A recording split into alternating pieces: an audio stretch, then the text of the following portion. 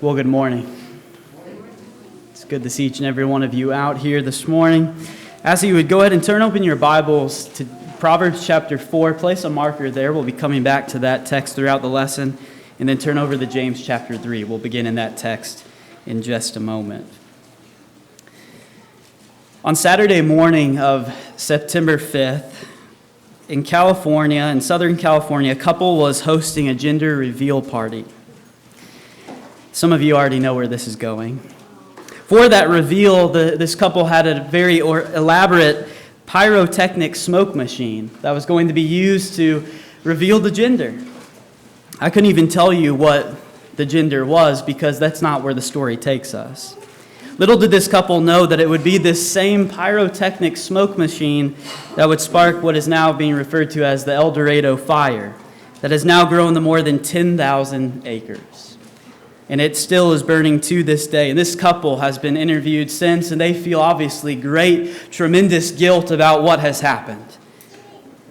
But at the end of the day, they are being held responsible. They're yet to be charged, but they will be held responsible for all financial and criminal charges if such charges are made. And that's just one of so many devastating fires right now that are burning throughout this country, especially on the West Coast. Many of you here have friends and some of us family on the West Coast that are affected by those fires, not just in Southern California, but also in parts of Oregon and Washington State. And hundreds have already lost homes, many more will, and they certainly need our prayer. But at the same time, we understand that this isn't really a shocking thing. We know what happens when a small spark catches on fire. Under the right conditions of dry ground and windy weather, we know how quickly that small little spark, that one little flame can just catch on fire and a whole forest is quickly burned up. But we think about it in Scripture. How frightening it is when our tongue is likened to that of a fire. That the potential for destruction and damage that the small muscle that we have inside of our mouth is capable of, it is small, but it is mighty. It is something that we ought not to take lightly. In James chapter 3, that's how it's described. James chapter 3, verses 5 through 6. Where James warning in the tongue, really in those first 12 verses, he says, "So also the tongue is a small member, yet it boasts of great things. How great a forest is set ablaze by such a small fire. And the tongue is a fire, a world of unrighteousness. The tongue is set among our members." Lost my place, sorry. Let me pick up in verse 6, sorry. In verse 6, "And the tongue is a fire, a world of unrighteousness. The tongue is set among our members, staining the whole body, setting on fire the entire course of life, and set on fire by hell." And what James is trying to get us to see, that the tongue, it is small, but it is so mighty, with the potential damage and destruction that it is capable of. And in verses 3 through 6 of James chapter 3, he uses 3 examples to get that point across. The first example is seen of that of a bit that's placed in the mouth of a horse.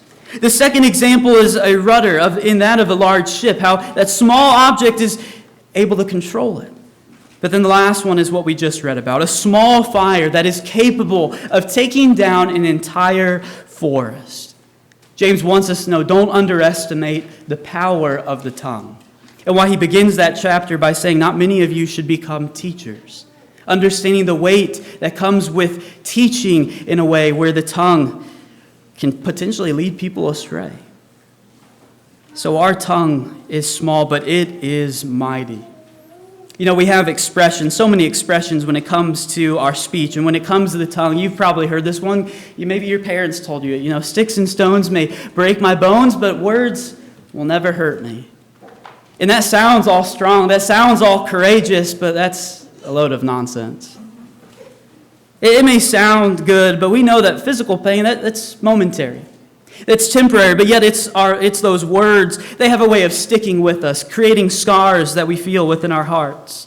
And that's why we're commanded to season our speech, to make sure that our speech is uplifting to those that hear it. Colossians chapter 4 and verse 6, where it says, "Let your speech always be gracious, seasoned with salt, so that you may know how you ought to answer each person." And so one of the hardest challenges that we face every morning when we wake up is to control and harness our tongue. And nothing is more important than that. We think about the words that Jesus spoke over in Matthew chapter 12. In Matthew chapter 12, verses 36 through 37, he gets across the importance, the severity of our words, especially those careless, those idle words that we let so easily fall off of our tongue. Matthew 12, 36 and 37 says, I tell you on that day, on the day of judgment, people will give account for every careless word they speak. For by your words you will be justified, and by your words you will be condemned. So we need to listen. We need to understand that our words mean something, that they reflect what is on our heart and what is in our heart. And so it makes sense why the words that we speak, that they reveal so much about us, that they will either justify us or condemn us, as Jesus says here. That we're going to be held accountable for what we say. And so that should make us all the more cautious to limit our speech, to maybe not talk so much. That's how that's what he's warning us to do. James chapter 1 and verse 19, where he says, know this, my beloved brothers, let every person be quick to hear, slow to speak, slow to anger. But do we live by the instruction of this verse? Are you slow to speak? Or are you like me, where you look back at the end of your day and you can think of so many times where you spoke when you rather should have just been quiet? A recent study in 2016 at the University of Arizona found that the average American speaks about 16,000 words a day. 16,000, and I'll admit, for some of you, it's probably more. And for some of you, it's probably less. But 16,000, that is a lot of words. And with so many words that come out of our mouth, it's easy to see how these wasteful words, they just begin to pile up in our lives. Do we really need so many words? How many times have we said something and we wish that we could just take it right back? Because we didn't mean it. We didn't want it to come across that way. We understand the potential damage that our tongue is capable of creating. And so a wise person quickly learns that it's the quality of one's words that matter much more than the amount. For instance, Abraham Lincoln in the Gettysburg Address needed only 272 words. And yet the average USA Today cover story takes roughly 1,200. And so we understand that the wiser we are, the less words we'll probably be using. And so what we're going to be discussing this morning is the important need for us to tame our tongues. To tame your tongue. And so this lesson this morning, this is for anybody that's opened their mouth and then quickly put their foot in it. This lesson is for anybody that their mouth has got them into trouble. The person that maybe has damaged a relationship because of what they've said, has hurt somebody, or with harsh or biting words. The person that should have listened, but rather they spoke. Or the one who has simply used their tongue for evil. If that's not you, maybe you've never done any of those things, I guess you could leave. Or you could just wait. Just wait, because soon enough, sit down, Art. Just stick around, because sooner or later, we know that our words will get us into one of those issues.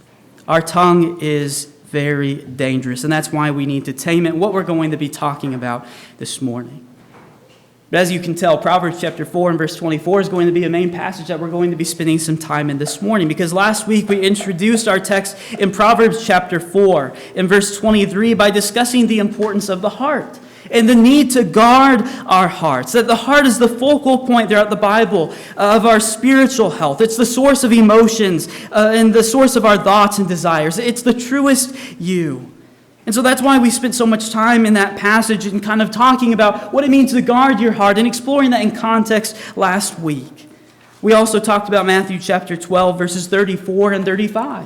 Backing up a few verses from what we just looked at, where Jesus warned us that, you brood of vipers, how can you speak good when you are evil? For out of the abundance of the heart the mouth speaks. The good person out of his good treasure brings forth good, and the evil person out of his evil treasure brings forth evil. And so Jesus made it very clear for us to see that the thoughts and feelings we harbor in our hearts soon become actions in our lives. And like we're going to be talking about, how easily they become the words that come out of our mouth.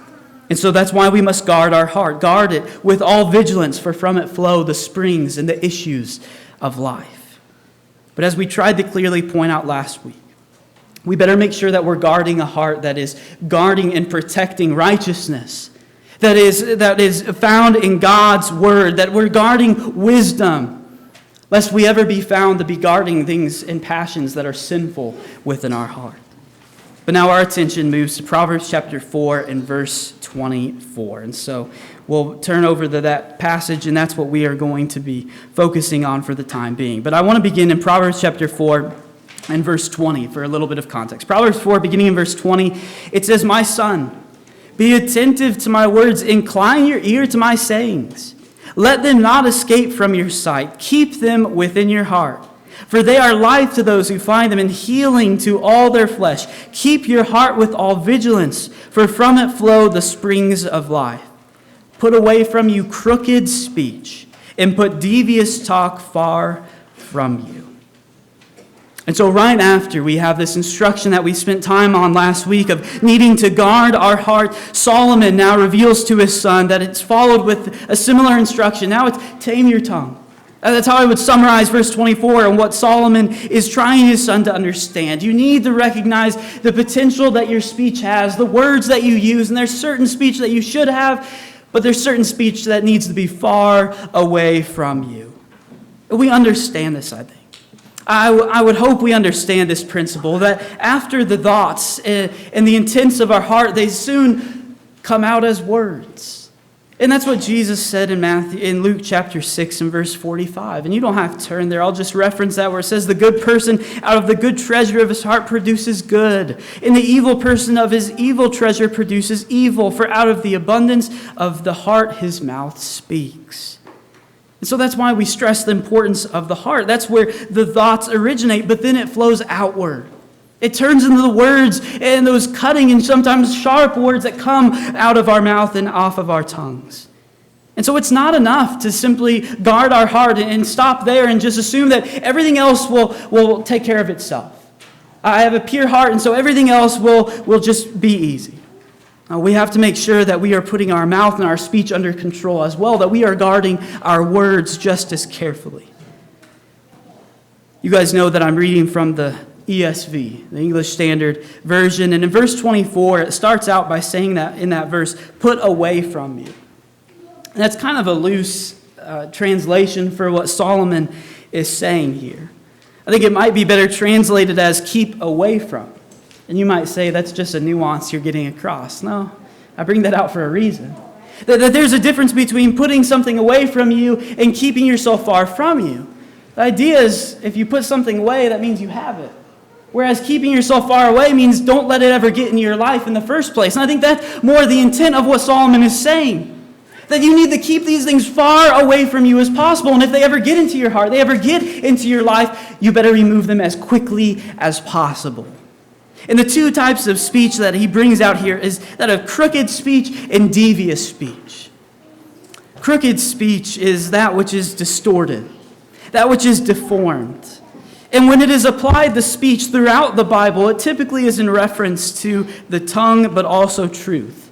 That's why some of your translations, depending on what you're reading from in verse 24, may say, "Put away from you deceitful speech." It's the idea that the words that we use become manipulated, and we use them to our advantage to get our way. We become deceitful. We become crooked with the type of speech that we use. And the second word is very similar to that, the idea of devious speech. It means that a departure from the truth has taken place. I'm sure those of us that are older, even those of us that are younger and maybe are not driving, you've probably been on the road before and you've seen what happens when a car deviates from its lane. It's a scary thing when you see that take place. But it's also just as frightening when we see that applied to our speech.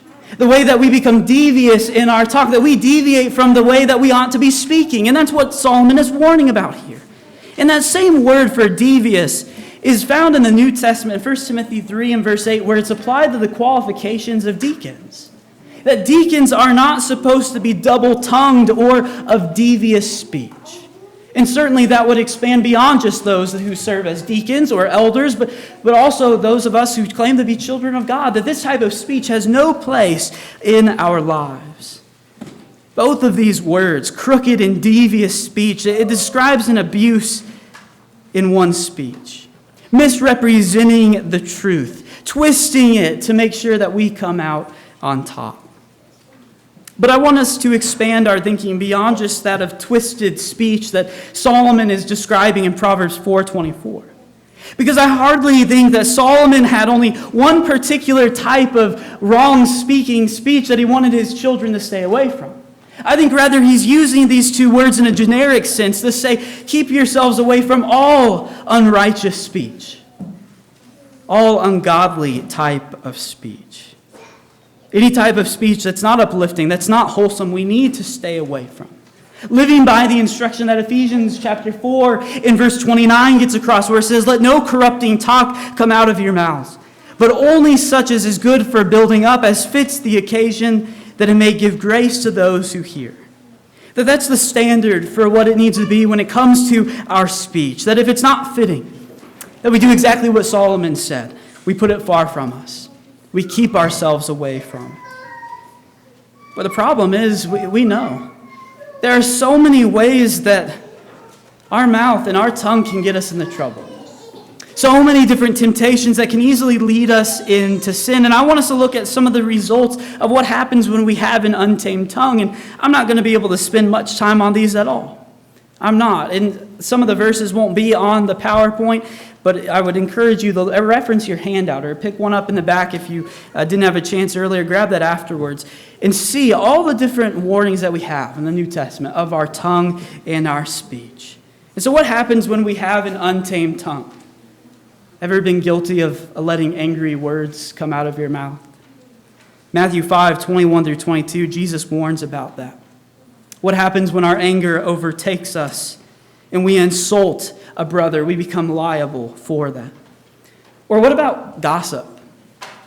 What is gossip? It's the idea of whispering. It's the idea of backbiting. Things that are told in a hidden or a secretive nature. That's why you have to whisper it. You don't want to be heard with what you're saying. 2 Corinthians 12 and verse 20 mentions that word, as well as one that's very closely related to it, and that's slander. Where false charges or misrepresentations that damage another's reputation are brought out. We're in the height of the political campaigning season, and we probably see a lot of this on the media. A lot of slanderous speech is thrown around at people. Maybe your tongue's got you into trouble with lying before. We know that Ephesians 4:25 tells us to put away falsehood, and that we are supposed to speak the truth to one another. And yet sometimes it's just easier for us to avoid the truth and to maybe just tell a little white lie. A little white lie doesn't hurt. And we know that's false. Maybe your tongue gets you into trouble when it comes to cursing or swearing and profanity. These are sins that are found in Romans chapter 3, verse 9 and verse 14, showing that both the Jews and the Gentiles were guilty of this type of speech. Maybe we're guilty of distorting the truth, that type of devious speech that we were talking about earlier. I think that idea is found in James chapter 1, and why James is warning, not many of you should become teachers. That it's so easy for teachers, even though their intentions maybe appear, to distort the purity and the truth of God's word. And some people ask, why do you spend so much time going over lessons? Because I am scared that I may be guilty of doing that exact thing. And so there has to be a lot of attention and time that gets put to that. Maybe it's our promises, broken promises that we say. Matthew chapter 5, verses 33 through 37, he warns about that. And he says, let your yes be yes, or your no, no. And anything more from that comes from evil. When I was coaching soccer down in Florida, I told my guys they were never allowed to use the word promise. I said, you don't need to make a promise. Simply say yes or say no. Keep yourself from trouble. Maybe sometimes our mouth gets us into trouble because we're boasting. Instead of boasting about God, we're boasting about ourselves and our achievements. We've been talking about that Wednesday night in the parables that we've been going over. The Pharisee and the tax collector. The Pharisee whose prayer is recorded using that word very loosely. More, he was just boasting about himself. Maybe our speech helps us, gets us into trouble when we abuse God's name, taking his name in vain. That God is holy, and sometimes we use his name way too lightly. Or maybe it's our crude speech, our filthy speech, that of a vulgar or even sexual nature. So many things on our televisions are just a waiting trap with that type of speech. Or maybe this is a type of speech that you don't think is very sinful, complaining. Yeah, the Bible has a lot to say about it. Like Philippians 2, verses 14 and 15, do all things without grumbling or disputing. Maybe complaining is something we're guilty of doing. Or simply, I didn't know how to describe it other than talking too much.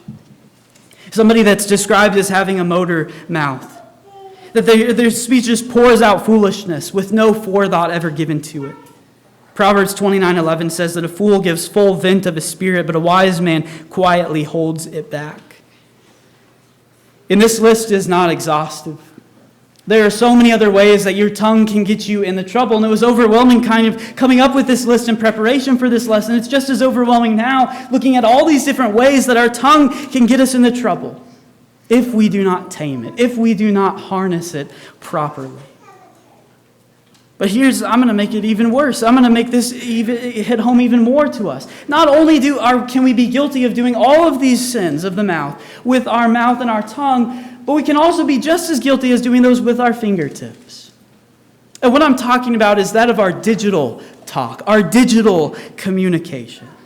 I mean, just consider the prominence of our phones and technology and how it has compounded the issue that we now face when it comes to our speech and the words that we say. And typically I would throw in a little qualifier in a lesson like this when we're talking about digital speech and our digital tongue, because a lot of the older people say, well, that's not as big of a temptation for me. And yet we have a lot of people right now who are watching on Zoom. And you may not know how to really work your computer. You may need your kids to help you, but yet this is now just a key aspect of all of our lives in some way. What we text, what we post, what we tweet, what we send electronically, we need to understand that is just as much an extension of our mouth as the words that we say. And they are ideas, they are thoughts that flow straight from the heart. And so not only do we have to tame our tongue, we have to be in control of our fingertips and what we allow them to send, what we allow them to say, just as much as taming our tongue. Tony Reinke is author of a book that I would highly recommend. It's titled 12 Ways Your Phone is Changing You. And he had this to say. He said, if we must give account of every idle word, we are probably the first generation that can truly appreciate the volume of our idle words, since we have published more of them than any group in human history. And the idea that he takes us from is in Matthew chapter 12, 33 through 37, where Jesus spoke about those careless words that we say, the idle words that come out of our mouth. And so not only do we have to be willing to tame our tongue from the careless words we speak, but also our fingertips from the words that we send electronically and digitally. You know, for many of us, I'm sure that you might agree that it's easier, that it's much easier to send words digitally over a text or on social media. It's so much easier to send careless words that way than face to face, just because of the prominence that it has in our lives. And there's so many words for that. And when I taught a class on this in the past and have developed this material on phones and what that does to our speech, I've asked some kids, predominantly those that are college age, why they maybe struggle with their speech electronically. And some of the reasons that they shared, well, when you don't say it out loud, it doesn't seem as real. That when you send it digitally, it's not as hard to say.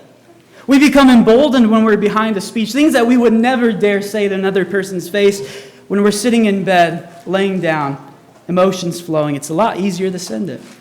And so it just doesn't seem as real. Maybe one other thing that they said was that, well, it's easier to send a message without thinking.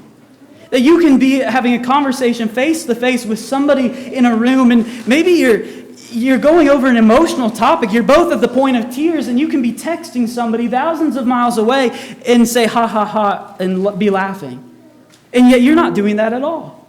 And we can become just so emotionally distant from what we're sending, and it just becomes easy to do without thinking much. But something that many of them said is, well, I just don't think I'll ever be accountable for what I'm saying when I send it online.